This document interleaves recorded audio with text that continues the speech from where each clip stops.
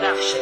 Ang ating bayan, ilan to kakalag sa pagkagapos. Halos lahat kayo alipin ang pagkahingahos. At tapos lahat kayo ay bawang biktima ng ating mga gawang katumbas ay 15. Kaming mga kabataan ay waring nakakulong. Di naman kami adik, ngunit bakit parang lulong? Sa binubuga ng pabrikang dulot ng pagkalason. At may itatama mo pa ba ang naganap kahapon? Hindi namin makita ang tunay na simbolo. Ang pagmamahal sa kalikasan ba ay simbolo ng isip ko't isip mo, ng isip nating lahat? Sinong dapat nasisihin, di ba tayo rin lahat? Tayo rin ang responsable, sinong irresponsable? Bakit itong posible ay nagiging imposible? Kailan ka ba kikilos para maisalba? Kailan magwawakas ang bumabalot na kaba? Wala na bang katapusan? Puro hirap ang ating nararanasan. Kapaligiran, patuloy pang mawawasan. Gagawin at kanino dapat umasa? Wala na bang katapusan?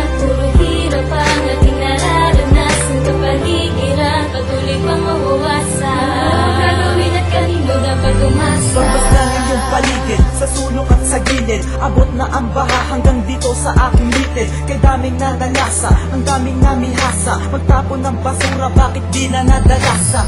Mga nasalat at wala ng kasilungan. Ilang bagyo kundo'y pa ba ang dapat magsimulan? Muli ay makuwasak, buong kamay nilaan. Kapag may namatay, bigla ang kapanghihinaan ng loob.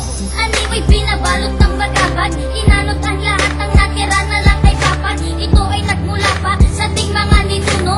Ang aral na itinawid sa ting mga pinuno. Putulin pa ang puno, sino nagpasimuno? Ito ang pangungusap kung parang walang sinuno. Parang isang krimen, di mahanap ang hustisya. Walang ibang kasangkot kundi ang mga pulisya. Wala na bang katapusan? Puro hirap ang ating nararanasan. Kapaligiran, patuloy pang mawawasan. Gagawin at kanino dapat umasa? Wala na bang katapusan? Puro hirap ang ating nararanasan. Kapaligiran, patuloy pang mawawasan. Gagawin at kanino dapat umasa? Tatapos sa paligid ng iba't ibang basura. Inibot mo ang iyong mata, ano na bang itsura? At itim pa rin ang ilog, di na nabalik sa dati. Di na magbabago to, idaan man sa debate. At tirik pa rin yung lupa na gumuhulong sa bagyo. Walang ibang balita dyan sa TV at sa radyo. At maging sa mga dyaryo, ano ba ang sinasabi? Ang kalamidad na to, toto kong napakagrabe. At anong matututunan nating aral sa minanas? Papayag ka pa ba na sa anak mo iparanas itong mga gawain nagdulot ng depekto? At kanilang banahin ng 10 itong epekto. Sigaw ng kalikasan, naririnig mo ba? At humihingi ng tulong, nakikinig ka ba? Huwag na nating hintayin na ang Diyos pa ang maningil ng mga paggawang labag sa kanyang mga kalingin. Wala na ba